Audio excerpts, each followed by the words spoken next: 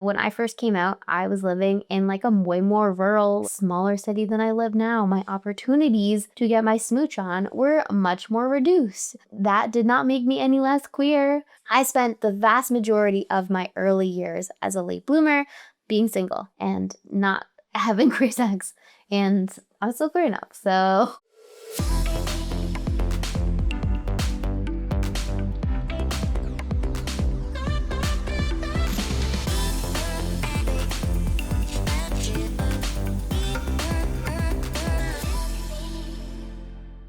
Hello, and welcome to season 2 of the Bloom podcast. I'm your host, Eva Bloom, non-binary, lesbian, late bloomer coach, inclusive sex ed speaker, and community facilitator.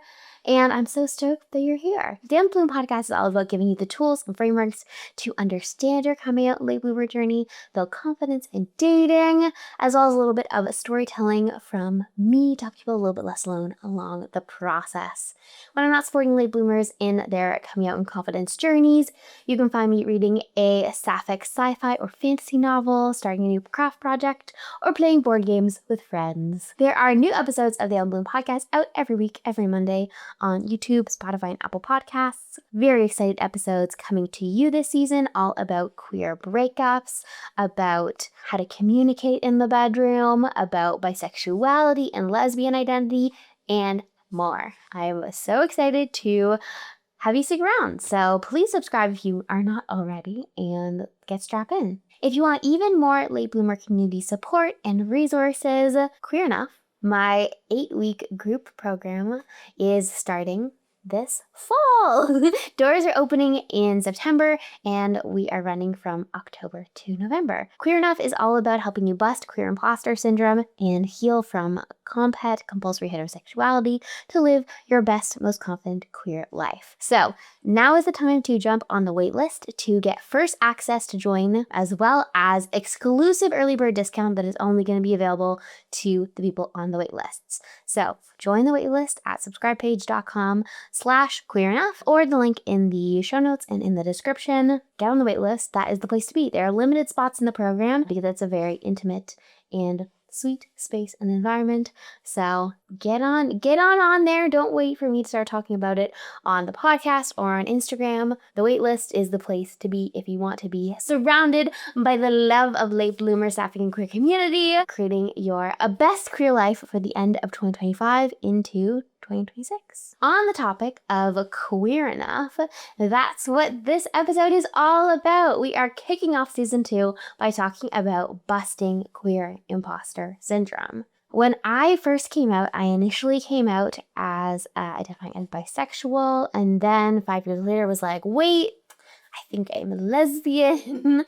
But at the beginning of those journeys, I had a lot of questioning about my queerness. I dealt with a lot of queer imposter syndrome, wondering like, am I doing queerness wrong? Can other people tell that I'm doing something wrong?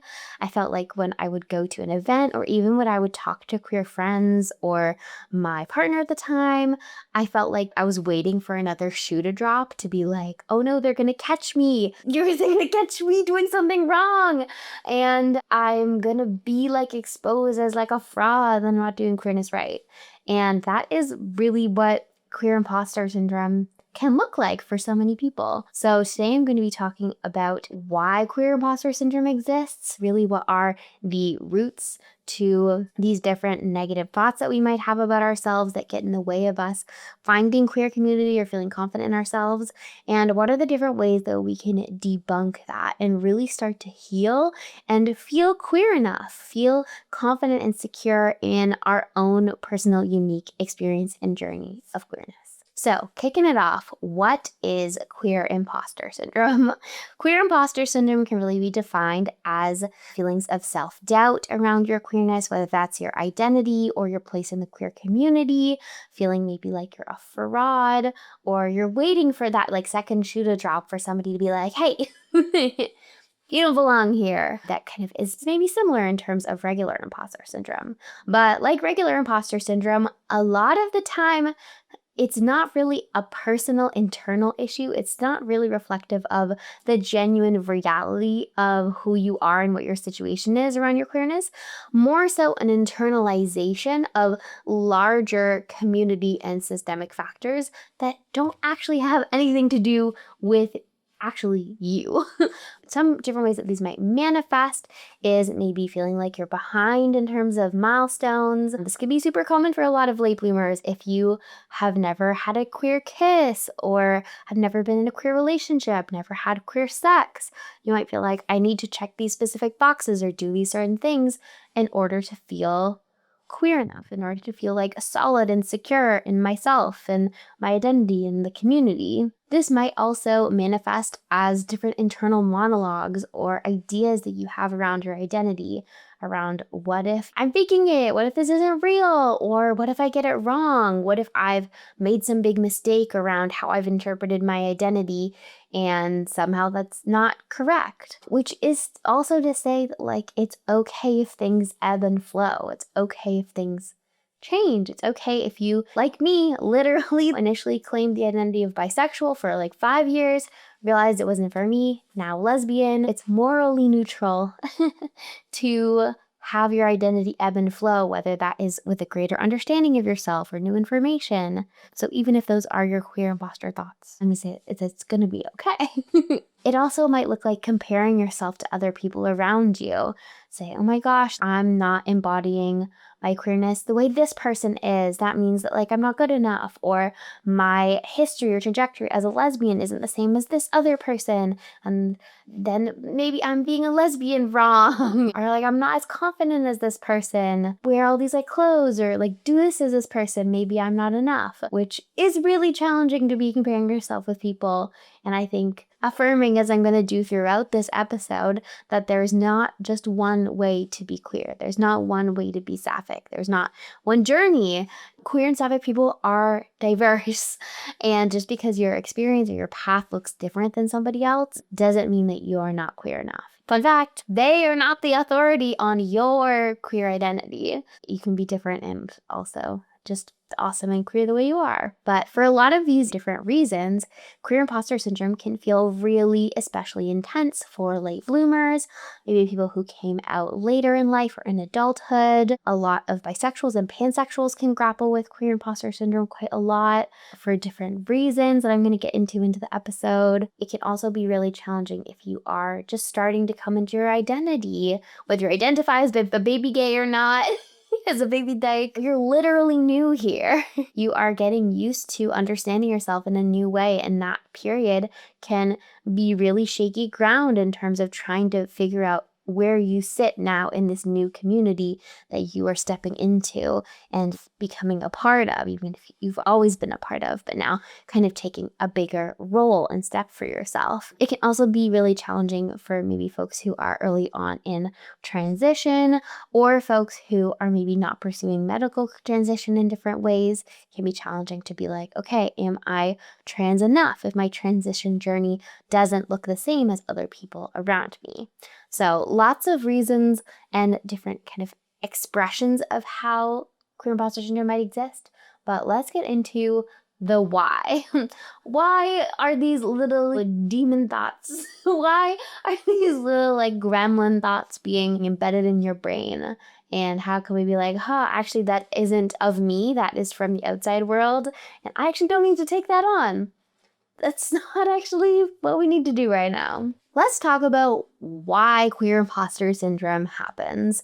What are the different factors that might cause us to feel a little bit insecure or doubtful about either our queer identity or our place within the queer community? The first is a lack of queer and trans inclusive education. If we went to elementary school, high school, college, being taught about queer history, being taught about the diversity of queer and trans experiences, being taught about the many different ways to be queer, and the way that all members of the 2S LGBTQ+ community have contributed to our rights and liberation movements, I think people would have a lot less queer imposter syndrome. Because when we get this very limited representation of queer people that we're trying to seek out and like find by ourselves, if we're only seeing a handful of very famous, for example, like lesbian singers, Renee Rapp, Chapel Roan, that's amazing. Love Renee Rapp, Chapel Rowan. But if you are a 50-year-old, like questioning sapphic, maybe lesbian, you're not going to identify necessarily maybe with Renee Rapp and Chapel Rowan. You're going to be like, okay, maybe has like the boat sailed for me? Am I queer enough because I didn't understand my lesbianism in my early 20s like these two women have? Part of queer imposter syndrome can be the internalization of literally not seeing your specific experience of queerness being upholded and represented. Just because you haven't found it in either representation or in in-person community doesn't mean it doesn't exist, and doesn't mean that you aren't glorious as a queer person and that you belong, that your people are out here. Another big reason for queer imposter syndrome is unfortunately within the community. That's community gatekeeping. So we're looking at a big group of queer and trans people who most of us didn't get education about our history in our community growing up.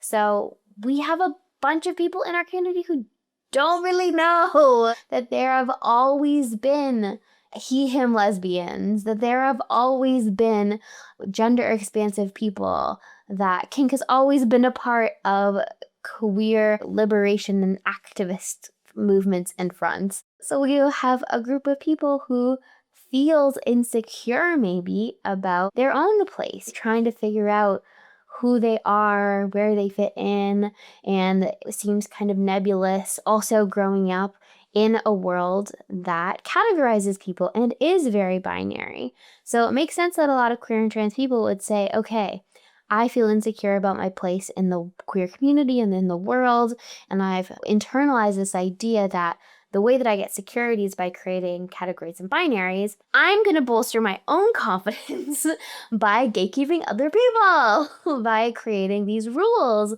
about what is the right or the wrong way to be queer or trans. And I'm going to bolster myself by putting other people down.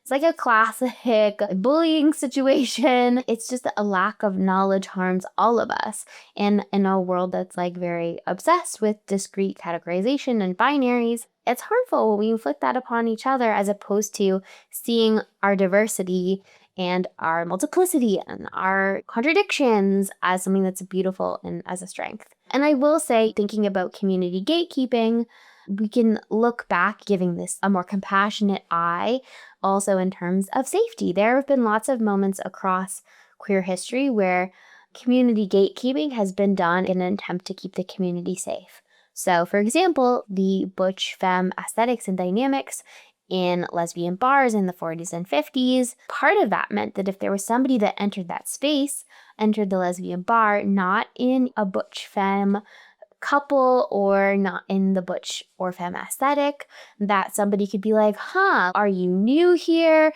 Is this person safe? Do they maybe not know what's going on? And that in part was like protective. But there are limits to that. And there's a lot of within community gatekeeping now that is much more about trying to put a band-aid on people's insecurity than it is actually about making the community stronger, because as we know, when the community is faced with violence and attacks, it actually behooves us to work together across our differences so that we are a strong, diverse group. And that's my soapbox on that. Number 3 reason that you might experience queer imposter syndrome is a lack of representation, not just in school, in education, but also in the media.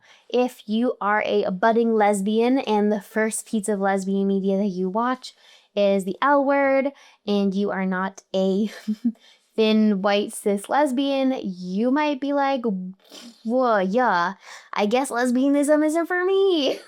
I guess I'm not welcome in the club. We've seen more representation of queer people, but the queer people that are often uplifted are white, cis, and thin. And so that can lead to a lot of internalized doubt of am I doing this?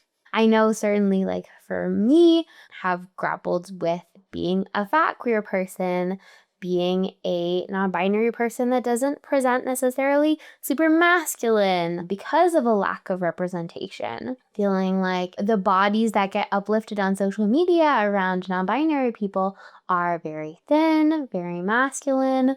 And at the beginning of coming out as non-binary, I struggle with that a lot. I was like, okay, I need to bind my chest. And that was very distressing because I'm like, no amount of binding my chest is going to make me look like the people that I'm seeing on social media.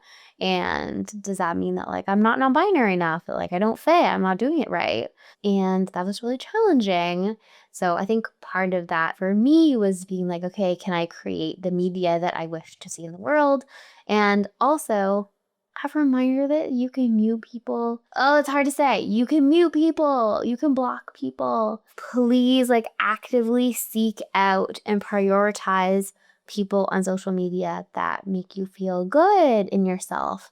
I also know that short video and Instagram, at least for me, has been terrible for my body image.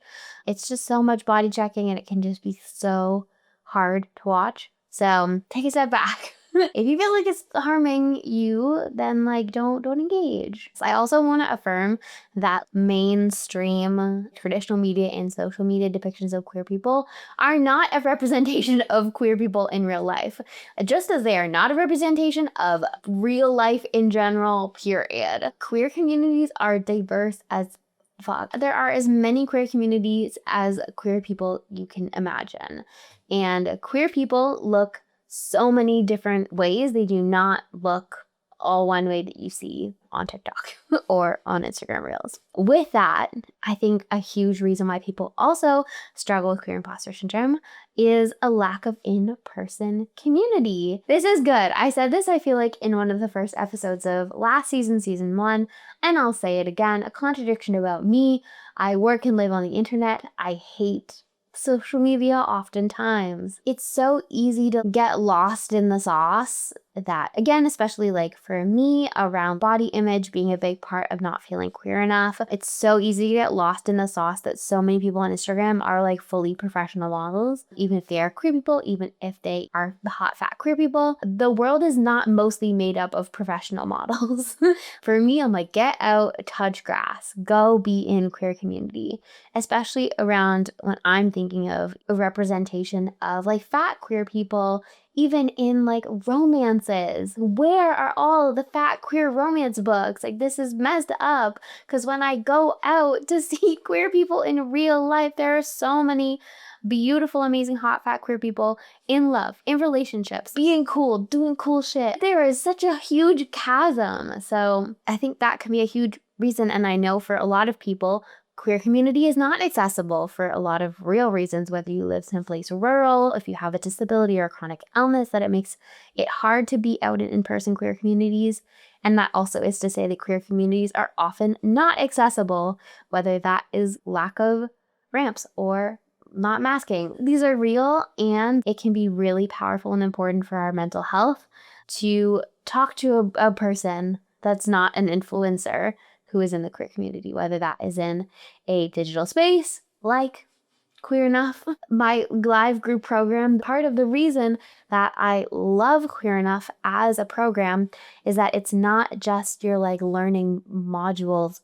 You're not just taking workshops and learning things by yourself, but you are getting to do it in community. You are getting to meet a group of people who are on their own journey and beautiful and nuanced. That provides like a depth of healing that just can't be done alone. So there are lots of online communities where you can also have depth of connection and authenticity with other people as well. I want to address some main myths that a lot of queer people can have around feeling like, oh, I'm not queer enough.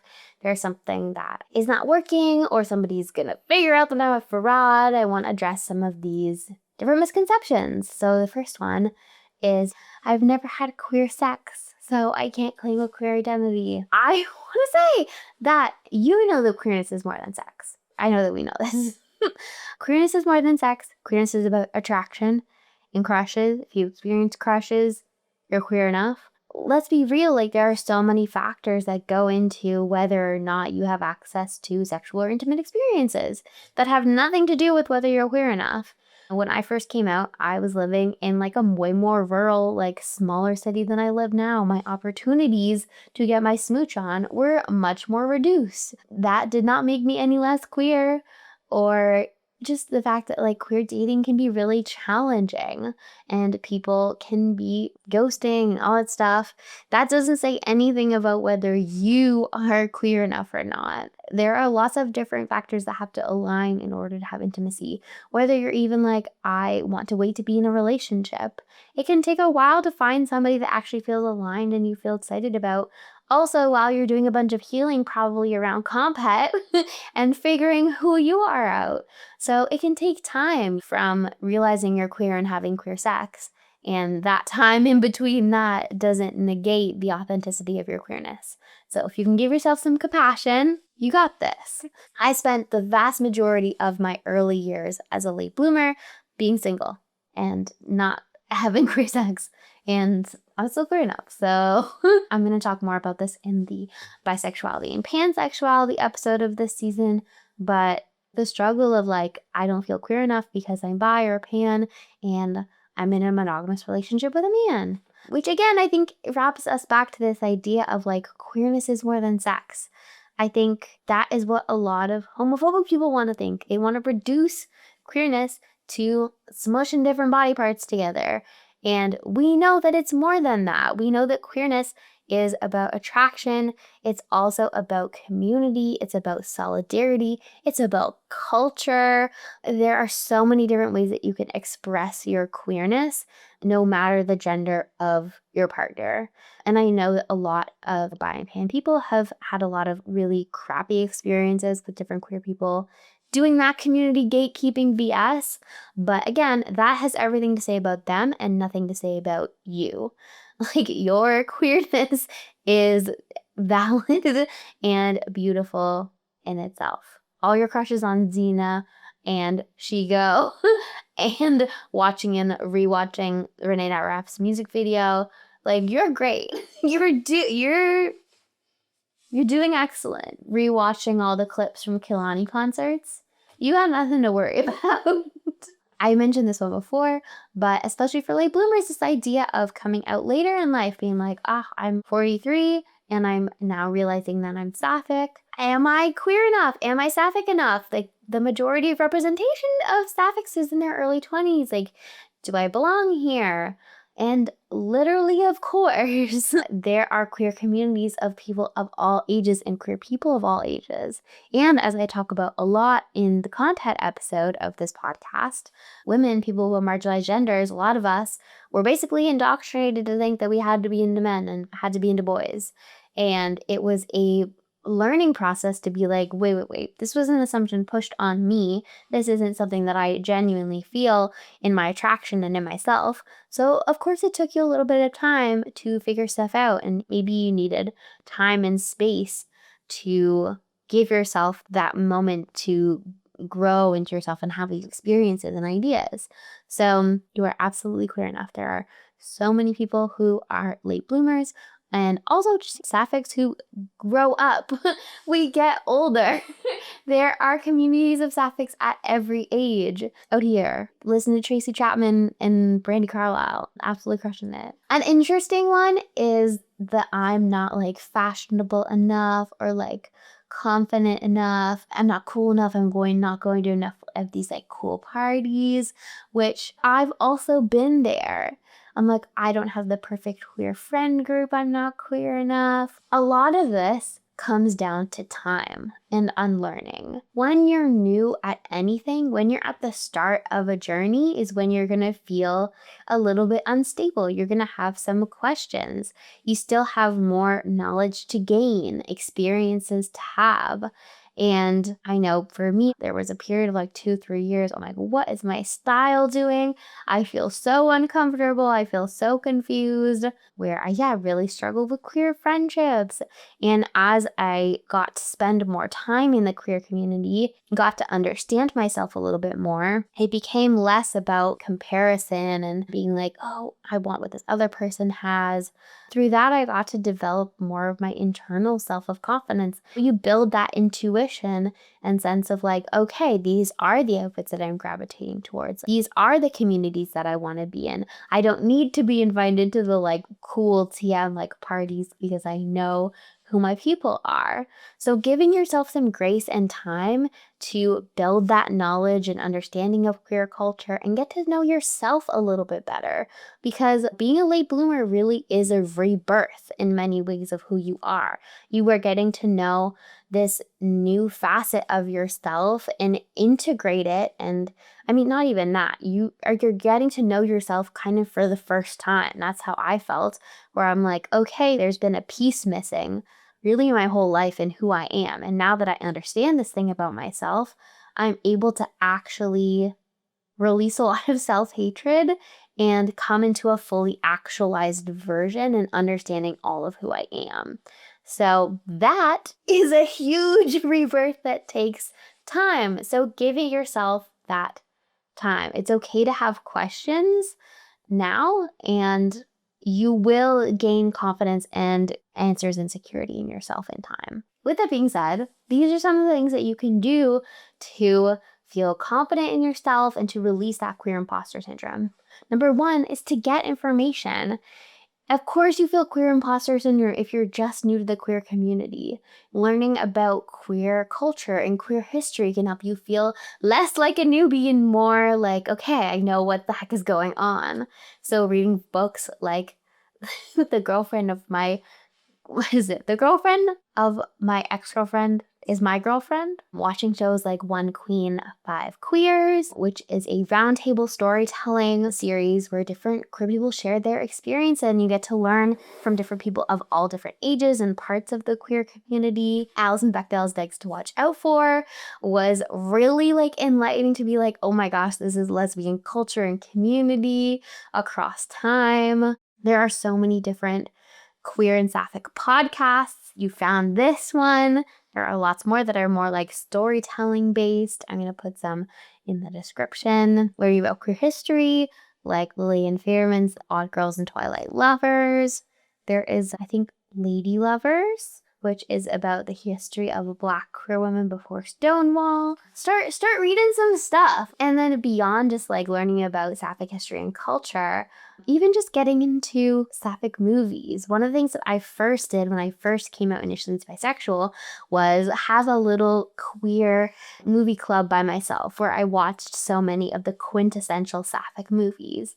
And that really made me feel like, okay, I've like arrived and really like normalized sapphic identity within myself was really huge. I will also say, get in community, whether that is online community like the Queer Enough program or the Late Bloomer Support Club that I run, which has a Discord space and monthly meetings. But also get into your local community, whether there's a sapphic night that runs once a month. Get out and see sapphics in person. Like, bring along your straight friend for support. If that is what's gonna get it to happen, that's okay. You can do this. Sapphic and allies. Bring it along. And also, I will say, like I said, there's as many types of queer communities as there are queer people. So get specific. If you want bi community, if you want Black sapphic community, you can put different key search terms on Eventbrite and find specific events that are for people who are going to be your people. And you're going to find them. Some affirmations for you. There is no mythical checklist of things that you need to have done in order to be queer. No two queer people have had the exact same journey. And there's no queer bouncer at the door that says, show me the checklist that you've checked off. And if somebody's pulling that behavior, say, no, thank you. I'm actually going to go somewhere else. Like, that's weird stuff. We don't like it. There is no one singular journey to queerness. It is incredibly diverse.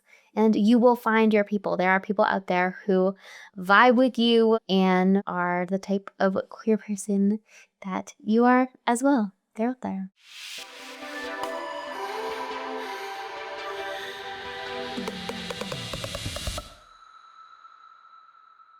This brings us to our segment of the podcast where I share what I'm loving right now, books I'm reading, what music I'm listening to, what I am cooking, and creators that I'm loving right now. In terms of books, if you've been watching or listening to the podcast for season 1, you will know that I have had a book slump this year in 2025. It has been a struggle, but I think I've turned a corner. And that corner has been helped in part by Meryl Wilsner and the romance books that they write. I am very late to the Meryl Wilsner fan club. I'm so sorry. They've been writing books for a long time, but I picked up Cleat Cute digitally. I've gotten into digital books on my phone, and I'm not a sporty person. I'm not a soccer person, but I ate Cleat Cute up. I had imbibed in some of the Devil's Lettuce, and I was reading the finale or the end of Cleat Cute, just simply like crying about